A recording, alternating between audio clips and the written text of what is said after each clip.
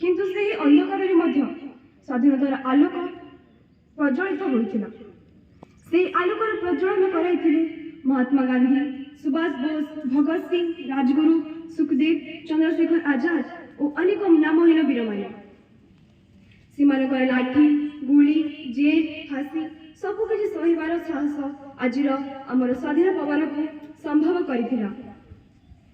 केही निज युवावस्था को बलिदान कले, केही माटी रक्तर चिन्ह रखिगले। तांकर स्वप्न आज आमर जीवन, तांकर साहस हेउछि आमर परिचय। 15 अगस्त 1947 से मुहूर्त जेतेबेले प्रथमे त्रिरंगा लाल किल्ला फरफर हो उड़िला। से समय लक्ष लक्ष हृदय खुशी अश्रु बहीगला। किंतु स्वाधीनतार सहित एक बड़ दायित्व आसला, देश को उन्नत, शक्तिशाली और समृद्ध कर दायित्व। आज स्वाधीन भारत में आम शताधिक सुजोग रही, किंतु शह शह बाधा विघ्न रही। शिक्षार अभाव, परिवेश प्रदूषण, बेकारी और दुर्नीति। जदि आम सतर्क और दायित्ववान नागरिक हो काम करवा ताहले आम त्रिरंगा सदा उच्चर गर्वर सहित उड़िब।